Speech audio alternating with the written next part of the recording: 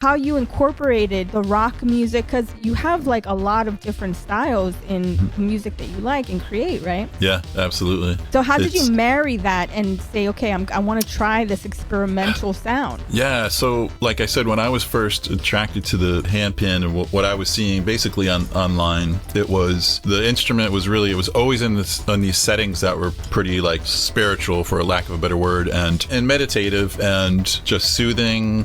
I would find stations online to listen to, and a lot of it was the same kind of feel that drew me in. I was really attracted to that sound, and so when I started to record stuff and do little snippets during the pandemic. Everyone was home, everyone was like bugging out, and I was like, well, I'm just gonna get to learn this instrument. And I put little snippets up, and people were like, dude, that like it put me to sleep at night. I felt so relaxed. Do you have anything longer? And I was like, oh, I could play longer. And I go outside, 30 degrees outside by my fire, I'm playing handpan, and then just people were like, they kept saying the same thing. Do you have anything longer? Oh, wow, yeah, cool. And then someone said, why don't you should record an album? And I was like, well, I have the time. I don't have anything going on. And that's what happened. The first thing I put together was a full length of the tongue drum, and still very repetitive things and kind of like meditative beats and stuff. And from there, it just expanded, where when I was getting deeper into the handpan and I would sit with it and play, and because I am multi-instrumental, and it's like I'm always thinking of other things that I play that I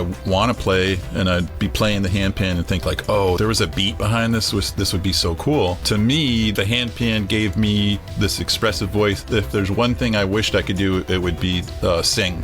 Hi. Notes and so I was like, wow, but I would hear lyrics and I would hear things in my head and stories. And so the handpan gave me the voice to be in a full band. That's how Earth Passenger kind of came about. So I said, instrumental bands are like, they're hit or miss sometimes. People are either into them or not. Yeah. Because I was into the sound immersion and just atmospheric stuff and like creating a mood, I was like, I think that this can work in a lot of different settings, even if it is a little bit more upbeat and grooving. I was doing like second or third album, and I was recording a song, and I was like, this is cool, but there's something, I would like to hear something in here that was bass. And I reached out to Jed and I said, hey man, like, take a listen to this. If you could throw a bass line on this, that'd be cool. He did, and then I ended up recording 2 or 3 more things with him, and then we said, I think we can make a thing out of this.